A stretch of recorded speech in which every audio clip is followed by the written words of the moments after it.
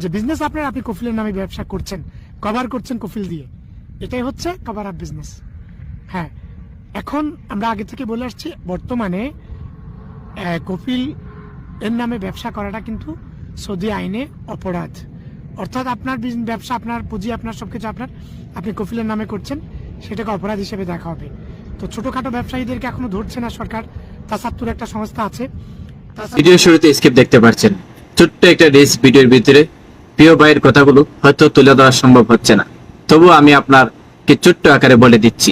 ভিডিওটা সবাই শেয়ার দিবেন। যারা কফিলের আন্ডারে বর্তমানে বিজনেস করছেন, ইতিমধ্যে সৌদি সরকারের নতুন আইন ফাঁস হচ্ছে।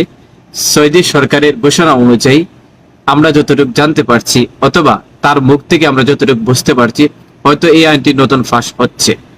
সৌদি আরবে যারা বিজনেস করছেন কফিলের আন্ডারে, যদি করেই থাকেন, কফিলকে আপনি বাতিল করে নিজের নামে ব্যবসা করার চেষ্টা করুন। ইনভেস্টের মাধ্যমে সৌদি সরকার দারুণ সুযোগ সুবিধা দিচ্ছে।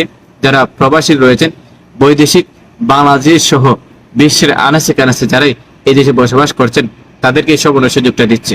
প্রবাসী ভাইয়ের সতর্ক থাকুন।